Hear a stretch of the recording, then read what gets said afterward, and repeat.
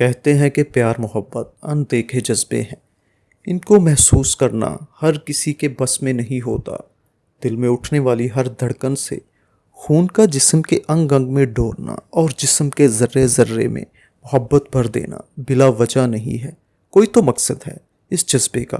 جو بھی اسے اپنے اندر محسوس کر لیتا ہے ایک بار تو اس کا انگ انگ ہواؤں میں گھومنے لگتا ہے۔ لیکن محبت کا زہر انسان کو مارتا نہیں بلکہ جینے نہیں دیتا۔ خوابوں کا شہزادہ جب خود خواب میں آنے لگے تو محبت کے لیے اٹھنے والے جذبوں کو ہوا ملتی ہے اور یہ انجانے جذبے پروان چڑھنے لگتے ہیں۔ کچھ ایسا ہی حریم کے ساتھ بھی ہو رہا تھا۔ رات 11 بجے تک اپنا کلاس ورک مکمل کرنے کے بعد وہ سو گئی تھی۔ قدرت اس کے خوابوں میں ایک ایسے انسان کو لکھ رہی تھی جس تک پہنچنا اس کے بس میں نہیں تھا۔ خود حریم بھی ابھی تک ان انجان جذبوں سے واقف نہیں تھی۔ کلاس میں آج حریم کا دل چاہا کہ سب سے پہلی قطار میں بیٹھے، لیکن امارا کہہ رہی تھی کہ اگر فرنٹ لائن میں بیٹھو تو ٹیچر سوال بہت کرتے ہیں اور جواب نہ آئے تو پوری کلاس میں شرمندگی ہوتی ہے۔ لیکن کچھ بھی ہو، آج حریم نے امارا کو کھینچ کھانچ کر فرنٹ لائن میں جگہ بنا لی تھی۔ پہلے ہی لیکچر میں میڈم عرصہ نے امارا سے آج کے لیکچر کے حوالے سے ایک سوال کیا۔ جی بیٹا، آپ کو کیا لگتا ہے کہ اردو شاعری کا مقصد کیا ہے؟ امارا نے کن انکھیوں سے حریف کی طرف دیکھا اور جواب دینے کے لیے اٹھ کھڑی ہوئی۔ میم، اصل میں اردو شاعری اپنے محبوب کے گلے شکوے اور محبوب کی تعریفوں کے پل باندھنے کے علاوہ کچھ نہیں شاید۔ جس شعر میں دیکھو میرا محبوب ہائے جدائی، لٹ گئے مر گئے برباد ہو گئے دیکھنے کو ملتا ہے۔ پوری کلاس امارا کے اس جواب پر کھل کھل کر ہنس پڑی کہ امارا نے تو اچھی خاصی تقریر ہی کر ڈالی تھی، اور میڈم اپنی جگہ شرمندہ کہ لگتا ہے اس لڑکی کو اردو شاعری سے جنم جنم کی دشمنی ہو۔ ایسے میں حریم نے ہاتھ کھڑا کیا کہ میڈم میں کچھ کہہ سکتی ہوں کیا؟ میڈم نے کہا کہ ہر کوئی اپنی رائے کا اظہار کر سکتا ہے۔ لڑکیوں کے ہاتھ میں ایک ایسا ٹاپک آ گیا تھا کہ سب مزے لے لے کر باتیں سن رہی تھی۔ ہمارا اب کچھ عجیب محسوس کر رہی تھی کہ اس نے کچھ زیادہ ہی اول فول بک دیا ہے، لیکن خیر آج کی کانفیڈنس نے اسے خوشی بھی محسوس ہو رہی تھی۔ شاعری کسی بھی انسان کے لیے اپنے احساسات و جذبات اور مشاہدات و تجربات کی عکاسی کا نام ہے۔ کوئی بھی انسان ہو، وہ ہر وقت کسی نہ کسی چیز یعنی قدرت کی تخلیق کردہ اشیاء کے مشاہدے میں یا اپنی ایجادات اور تخلیقات میں مصروف رہتا ہے اور سوچ میں گم رہتا ہے۔ ہر انسان اپنے نظر سے سوچتا ہے، لیکن حساس لوگ کا مشاہدہ بہت ہی گہرا ہوتا ہے۔ شاعری کا تعلق بھی حساس لوگوں کے ساتھ زیادہ ہے، لیکن ان مشاہدات و خیالات اور تجربات کے اظہار کرنے کا طریقہ سب کا الگ الگ ہے۔ کچھ لوگ اس کا عام باتوں کی طرح سے یعنی گفتگو سے ظاہر کرتے ہیں، کچھ لوگ اس کو لکھ کر یعنی نثر کی صورت میں بیان کرتے ہیں، جن کو مضمون، ناول نگاری، افسانوں اور کہانیوں کے زمرے میں رکھا جاتا ہے، اور کچھ مختلف فنون جیسے مجسمہ سازی، سنگ تراشی، نقش نگاری اور فن مصوری کے ذریعے اپنے خیال کا اظہار کرتے ہیں، اور کچھ لوگوں کے خیالات کے اظہار کا ذریعہ شاعری ہوتا ہے۔ شاعری بہت سی زبانوں میں کی جاتی ہے، ہر زبان کے اپنے اصول ہیں، لیکن لفظ شاعری صرف اردو زبان کے لیے مخصوص ہے۔ شاعر اپنے خیالات و مشاہدات اور احساسات و تجربات کو اپنی تخیل کے سانچے میں ڈال کر اسے ایک تخلیق کی صورت میں اخذ کرتا ہے اور چاہتا ہے کہ اپنی سوچ کو دوسرے لوگوں تک ہو بہو اسی طرح پہنچا دے جس طرح وہ سوچتا ہے۔ اس طرح تخلیق کار کو اطمینان ملتا ہے۔ صدیوں سے لوگ اپنے خیالات کا اظہار کرتے چلے آ رہے ہیں۔ آج بھی تاریخی عمارات و مقامات پہ بنے نقش و نگار، آثار قدیمہ سے ملنے والی اشیاء سے گزشتہ زمانوں کے لوگوں کے خیالات اور حالات و واقعات کی عکاسی ملتی ہے، جس سے موجودہ زمانے کے لوگ بخوبی اندازہ لگا سکتے ہیں کہ اس دور میں لوگوں کے حالات زندگی اور ان کا رہن سہن کیسا تھا۔ یہی وجہ ہے کہ ہر دور کے شعراء کی تحریروں سے ان کے زمانے کے حالات و واقعات کی عکاسی ملتی ہے۔ حریم نے اپنی بات مکمل کی تو ساتھ ہی میڈم عرصہ آگے بڑھی اور انتہائی واہلانہ انداز میں حریم کو گلے لگا لیا۔ پوری کلاس تالیوں کی آواز سے گونج اٹھی۔ امارا ہکی بکی حریم کا منہ دیکھے جا رہی تھی۔ اسے یقین ہی نہیں ہو رہا تھا کہ حریم ایسے فلسفانہ انداز میں بات کرے گی۔ میڈم عرصہ نے حریم کو بہت ہی تعریف کی اور بریک میں اپنے ساتھ چائے پر انوائٹ بھی کر لیا۔ آج حریم بہت خوش نظر آ رہی تھی، لیکن آج کی یہ خوشی اسے راس نہ آئی جب اگلے ہی لیکچر میں مسٹر سرفراز کلاس میں تشریف لائے اور اپنی روایتی انداز میں لیکچر کا آغاز کیا۔ اسٹوڈنٹس، کیا آپ کو معلوم ہے ہم ایک کوئز مقابلہ کروا رہے ہیں اور امید ہے اس میں آپ لوگ ضرور حصہ لیں گے۔ مجھے آپ کی کلاس سے 2 لڑکیاں سلیکٹ کرنی ہیں جو اس مقابلے میں حصہ لیں گی۔ اب آپ میں سے کون حصہ لینا چاہتی ہیں، ذرا ہاتھ اٹھا کر بتائیں۔ اب کلاس میں سرگوشیاں شروع ہو گئی اور ایک دوسرے کو اس مقابلے میں حصہ لینے کے مشورے دیے جانے لگے، لیکن اس نکمی کلاس میں مشکل سے صرف 3 لڑکیوں نے رضامندی کا اظہار کیا، ایک عالیہ، دوسری فرزانہ اور تیسری حریم۔ اب مشکل یہ تھی کہ مقابلے کے لیے صرف 2 لڑکیاں حصہ لے سکتی تھی اور حریم یہ موقع ہاتھ سے جانے نہیں دینا چاہتی تھی۔ وہ بہت پرجوش لگ رہی تھی، اس کی دلی خواہش تھی کہ سارے ضرور سلیکٹ کر لیں، لیکن اس وقت اس کے ارمانوں پر پانی پھر گیا جب سر نے عالیہ اور فرزانہ کو سلیکٹ کر لیا اور حریم ٹوٹا دل لے کر بیٹھ گئی۔ حریم کلاس کی اچھی سٹوڈنٹ تھی اور اس مقابلے کے لیے اس کا انتخاب کلاس کو کامیاب کرا سکتا تھا، لیکن اسے سمجھ نہیں آئی کہ سر نے اسے اگنور کیوں کیا۔ سر نے ان دنوں لڑکوں کو بریک میں ملنے کو کہا تاکہ کچھ ضروری باتیں ڈسکس کی جا سکیں۔ بریک کی بیل ہوئی لیکن حریم اداس سا چہرہ لیے کلاس میں بیٹھی رہی۔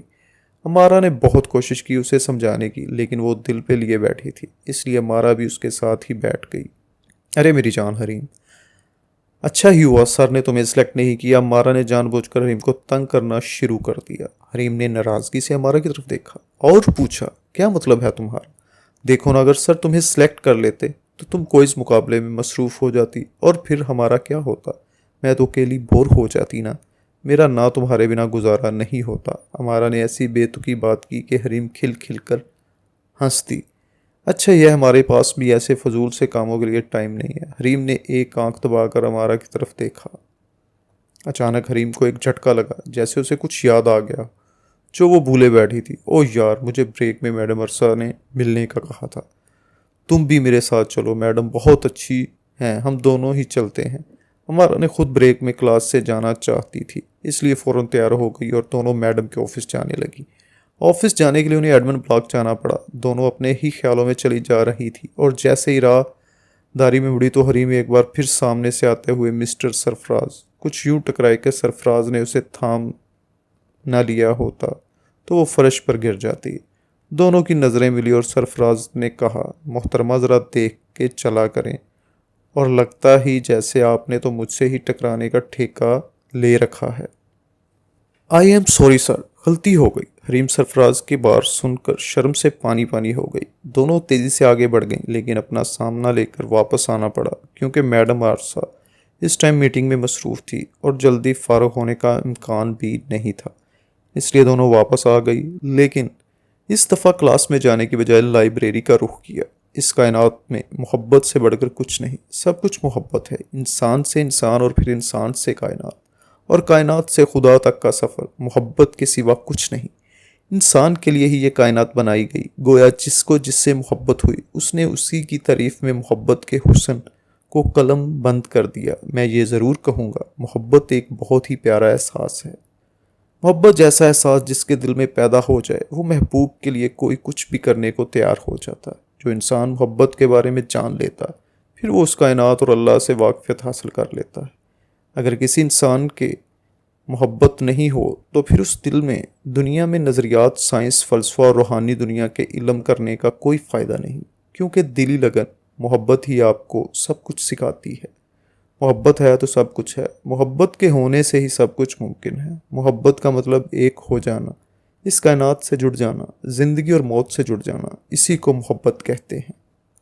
انسان کچھ بھی بن جائے، دانشور، صوفی، مرشد، مذہبی مفکر، سائنسدان، روحانی مفکر، اگر انسان کے دل و دماغ میں محبت نہیں ہے تو اس کائنات میں ہماری کوئی وقت نہیں ہے، کیونکہ یہ محبت ہی ہے جو ہمیں انسانیت سے محبت کرنا سکھاتی۔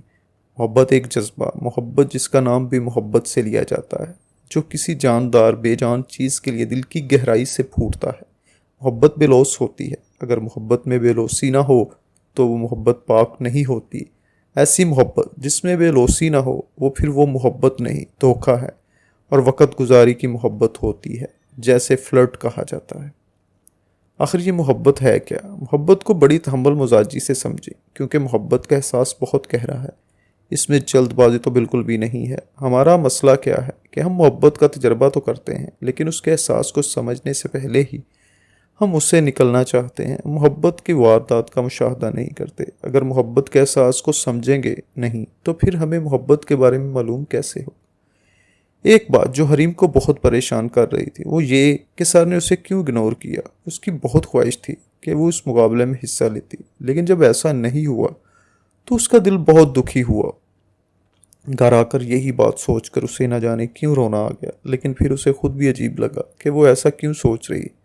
آج کے لیکچرز کا ورک بھی کرنے کو دل نہیں چاہ رہا تھا، ایک عجیب سی کیفیت سے دوچار تھی۔ دروازے پہ ہونے والی دستک نے اسے چونکا دیا۔ جلدی سے اپنا فیس سیٹ کیا اور دیکھا تو اس کی امی جوس کا گلاس لیے اندر آ رہی تھی۔ ارے ماما، آپ نے اتنی زحمت کیوں کی؟ میرا آج موڈ بھی نہیں ہو رہا تھا، حریم نے بجھے دل سے کہا۔ میرے بچے نے آج کھانا بھی ٹھیک سے نہیں کھایا، کیا بات ہے؟ کچھ پریشانی ہے کیا؟